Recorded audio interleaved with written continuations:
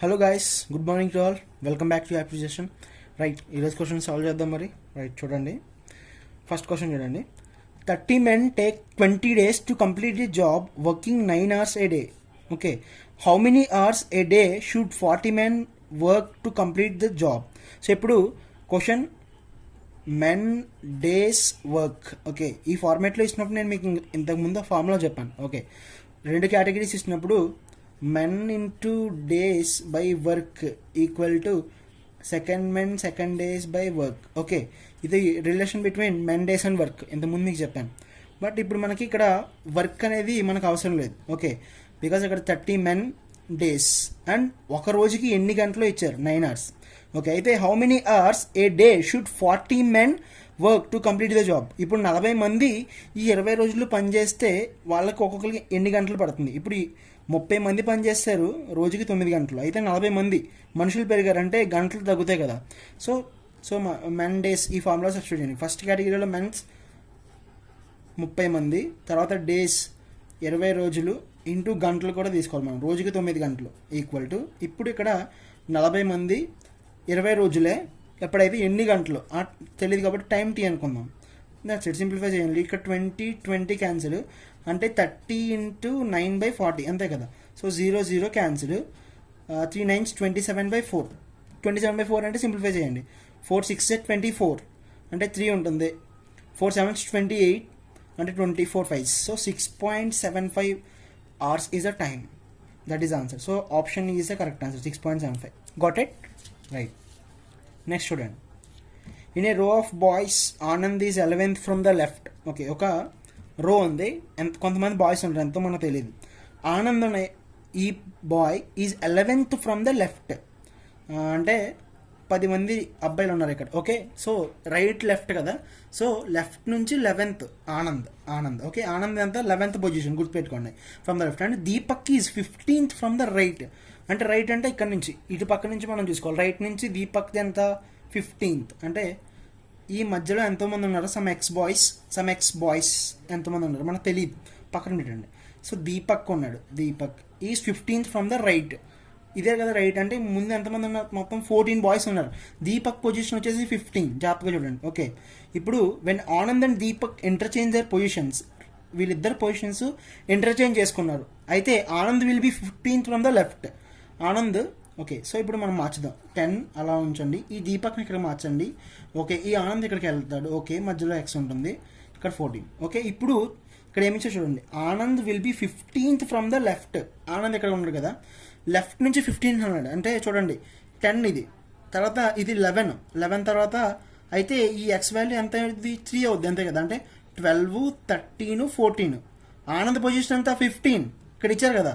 Will be 15th from the left నుంచి చూసుకుందాం. Left నుంచి చూసుకుంటే ఆనంద్ పొజిషన్ 15th, ఇక్కడ 10 అంటే 11. సో ఇక్కడ ఎక్స్ వాల్యూ అంటే ఈ మధ్యలో ముగ్గురు అబ్బాయిలు ఉన్నారు. ఓకే, ఇప్పుడు మన క్వశ్చన్ ఏంటంటే Deepak's position from the right నుంచి దీపక్స్ పొజిషన్ ఎంతో మనం కనుక్కోవాలి. రైట్ నుంచి దీపక్ ఇక్కడ ఇది మనం చేంజ్ చేస్తాం కదా. దీపక్ పొజిషన్ అంటే 14, తర్వాత 15 తర్వాత ఇక్కడ ఈ ఎక్స్ వాల్యూ అంత 3 మెంబర్స్ కదా. 15 + 3 అంత 18 తర్వాత 19th పొజిషన్ దీపక్ది. మీకు అర్థమైందా? So Deepak's position is 19th position from the right. అర్థమైందా? రైట్. ఓకే, చూడండి next. Worker W produce n units in 5 hours. Okay, 5 గంటల్లో వర్కర్ డబ్ల్యూ అనే అతను n units ప్రొడ్యూస్ చేశాడు. Worker W. ఓకే, ఎన్ని n units. అయితే 1 అవర్లో ఎన్ని యూనిట్స్ ప్రొడ్యూస్ చేయగలడు, n/5. Okay, n/5 units. Next, workers V and W work independently but at the same time. That means అంటే ఇద్దరు కలిసి పనిచేసినట్టు. Okay, produce n units in 2 hours. Okay, ఇద్దరు కలిసి. అయితే how long would it take V alone to produce n units? V ఒక్కడే మెయిన్ ఈ n units ప్రొడ్యూస్ చేయడానికి అంత టైం తీసుకుంటాడు. సో ఇప్పుడు చూడండి, మనం ఏం చేయాలి, వి ఒక్కడే ప్లస్ డబ్ల్యూ ఈక్వల్ టు ఇద్దరు కలిసి VW ఇద్దరు కలిసి చేసిన పని. సో మనం ఇప్పుడు 1 hourకి క్యాలిక్యులేట్ చేయాలి. సో వి మనకు తెలియదు, విగా మనం ఫైండ్ అవుట్ చేయాల్సింది. నెక్స్ట్ డబ్ల్యూ 1 hourకి ఎంత వర్క్ చేశాడు, n/5 వర్క్ చేశారు. ఓకే, డబ్ల్యూవి ఇద్దరు కలిసి ఎంత వర్క్ చేశారు, n/2. ఓకే, 1 hourకి ఇప్పుడు ఎన్ యూనిట్స్ ఇన్ 2 hours అంటే 1 hourకి n/2. ఓకే, అర్థమైందా? సో వి అంటే n/2 మైనస్ n/5. సో చేస్తే మీరు 5 - 2 3, 3n/10, దట్ మీన్స్ n/10/3. ఇది 1 hourకి. ఓకే, సో దీన్ని మనం రివర్స్ చేస్తే మనకి ఇప్పుడు 10/3 hours. ఓకే, సో 10/3 hours పడుతుంది వి ఒక్కడే చేయడానికి. Got it? That is the answer. Right, next చూడండి. Okay, if A speaks the truth 80% of the times and B speaks the truth 60% of the times, what is the probability that they tell the truth at the same time? ఇప్పుడు ఏ అనే person అన్నారు 80% times అతను నిజం చెప్తాడు. అంటే 80% అంటే ఇప్పుడు అతని ప్రాబిలిటీ ఎంత? 0.8 అంతే కదా. 80% అంటే 80/100. సో అతని ప్రాబిలిటీ 0.8. నెక్స్ట్ బి పర్సన్ తీసుకుందాం. పర్సన్ బి ప్రాబిలిటీ ఎంత? 0.6 అంతే కదా. 60% అంటే 60/100. Okay, so 0.6. ఇప్పుడు వీళ్ళిద్దరూ కలిసి చెప్పే ప్రాబిలిటీ ఎంత అట్ ద సేమ్ టైం? అంటే మనం ఏం చేయాలంటే వీళ్ళిద్దరికి ఇంటర్సెక్షన్ ఫైండ్ అవుట్ చేయాలి. అంటే ఏ ఇంటర్సెక్షన్ బి కామన్గా ఫైండ్ అవుట్ చేయాలి. అంటే ఈ రెండు ప్రాబిలిటీస్ మనం మల్టిప్లై చేయాలి. P of A into P of B. Okay, అంటే 0.8 ఇంటూ 0.6, దట్ మీన్స్ 86 ఎంత? 86 48.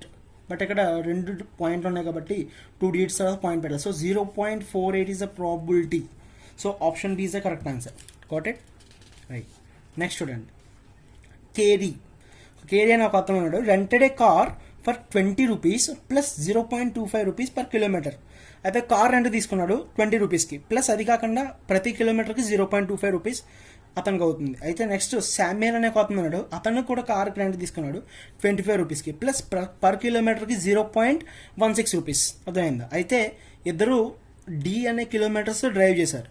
అయితే ఈచ్ వాస్ ఛార్జ్డ్. ఎంతో ఛార్జ్ చేశారు. ఇక్కడ exactly the same amount for the rental. So వీళ్ళిద్దరు రెంట్ ఈక్వల్ అనమాట. అయితే డి ఎంతో మనం ఫైండ్ అవుట్ చేయాలి. అంటే వాళ్ళు వెళ్ళిన దూరం ఎంత మనం ఫైండ్ అవుట్ చేయాలి. సో ఇప్పుడు కేరీ తీసుకుందాం. కేరీ ఎంత ఛార్జ్ చేయబడతాడు? రెంట్ తీసుకున్నందుకు 20 రూపాయలు ప్లస్ 0.25 ఇంటూ ఒక్కొక్క కిలోమీటర్కి. డి కిలోమీటర్స్ ఇచ్చారు కదా, సో డి కిలోమీటర్. ఇది కేరీది. ఓకే, నెక్స్ట్ శామ్యుయల్ది తీసుకుందాం. శామ్యుయల్ ఎంత ఖర్చు ఎంత పే చేయాలి? 24 rupees కార్ రెంట్ తీసుకున్నందుకు plus 0.16 kilometer extra per each D kilometre. మీకు అర్థమైందా? సో ఇప్పుడు ఇది క్యారీ పే చేసిన ప్రైస్, ఇది శామ్యుయల్ పే చేసిన ప్రైస్. సో వీళ్ళిద్దరూ ఈక్వల్ పే చేశారని చెప్పారు కదా. సో రెండు ఈక్వల్ చేయండి. 20 plus 0.25 D equal to 24 plus 0.16 D. So 28 వెళ్తే 24 మైనస్ 4, 24 మైనస్ 24 కదా. నెక్స్ట్ 25 మైనస్ 16 అంటే 0.9 D. So D equal to 4/0.9 అంటే 0.9 అంటే 9/10 రాయొచ్చు. So 40/9. 40/9 means 4.44 kilometers. That is answer. Got it? Right. Next చూడండి. A frog can climb. Okay, it's a tricky question. జనరల్గా మనం ఆలోచించవచ్చు. మనం ఇది క్యాల్కులేషన్ ఏం చేయక్కర్లేదు.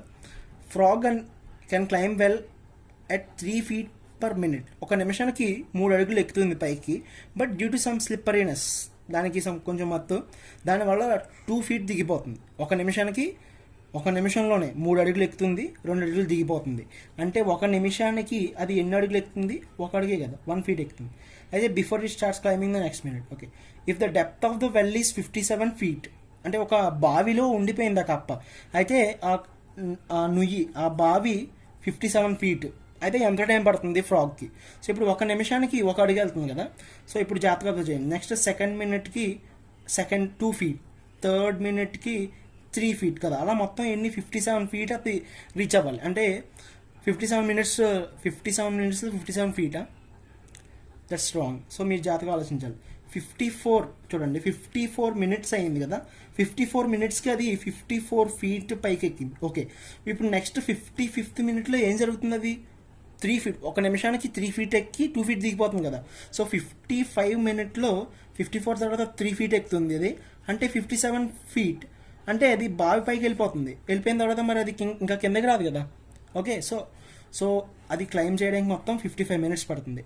Okay, it's some tricky. జనరల్గా మనం ఒక నిమిషానికి 1 అడుగు ఎక్కుతుంది అంటే 57 అడుగులు ఎక్కాలంటే 57 నిమిషాలు అనుకుంటాం. బట్ మీరు ఇక్కడ జాగ్రత్తగా అబ్జర్వ్ చేయాలి, ఇక్కడ కండిషన్స్ ఇచ్చారు. అర్థమైందా? ఇలా దీన్ని సాల్వ్ చేయాలి. Got it?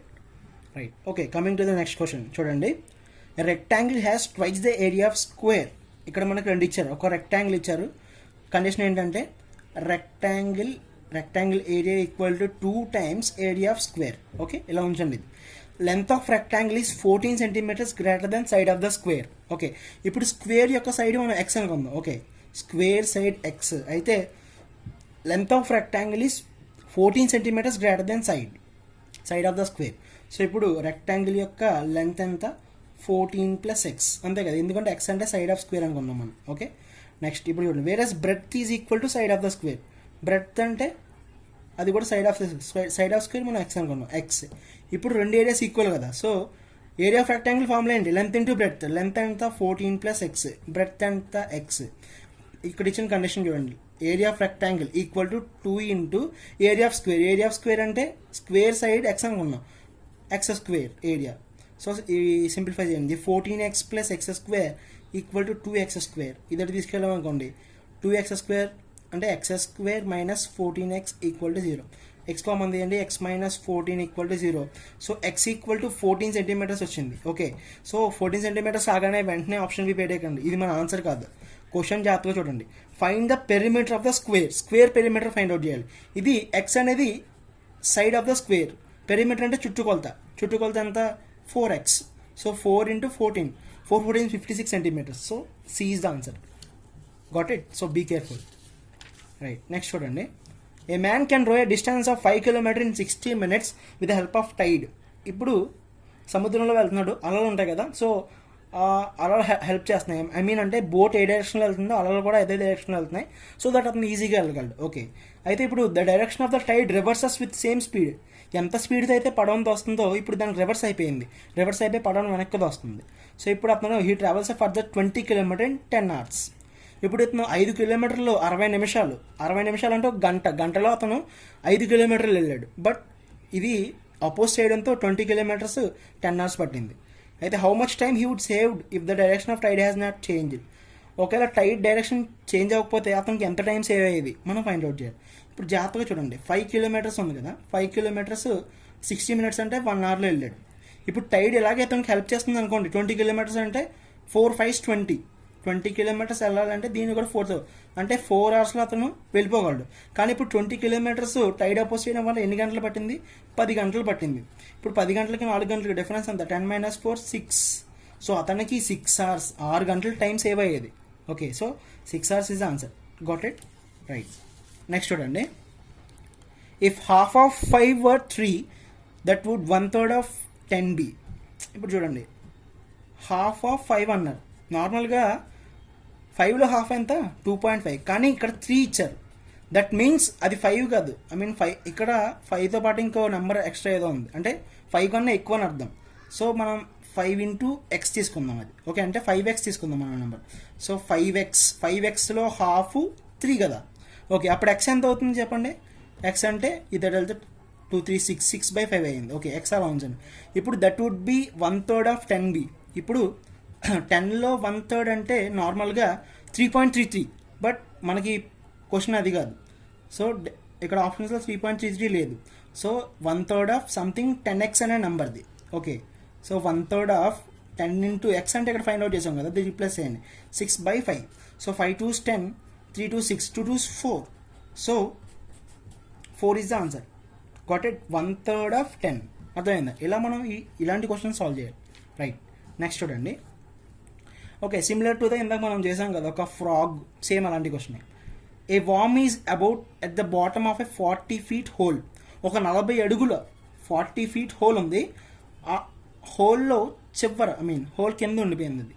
అయితే it can crawl upwards at a rate of 4 feet in 1 day. రోజుకి అది 4 feet 4 అడుగులు ఎక్కుతుంది. But at night time it slips back 3 feet. అంటే ఒక రోజులో చూడండి 4 feet ఎక్కుతుంది, 3 feet పడిపోతుంది, అంటే 24 hours, అంటే 1 dayకి అది 1 feet ఎక్కుతుంది, అంతే కదా. అయితే at this rate how long will it take, అది ఎంత టైం తీసుకుంటుంది?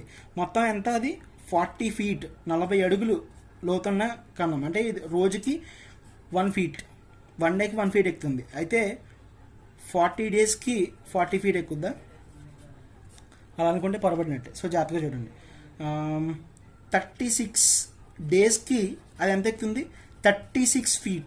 36 రోజుల్లో 36 అడుగులు ఎక్కుతుంది. ఓకే, ఇప్పుడు నెక్స్ట్ చూడండి జాగ్రత్తగా, 37th డే కంప్లీట్ అయ్యేటప్పటికి అది రోజుకి పగలు డే టైం అది ఏమో 4 feet చూడండి అక్కడ 4 feet పైకి ఎక్కుతుంది కదా. సో 36 డేస్లో 36 feet ఎక్కుతుంది.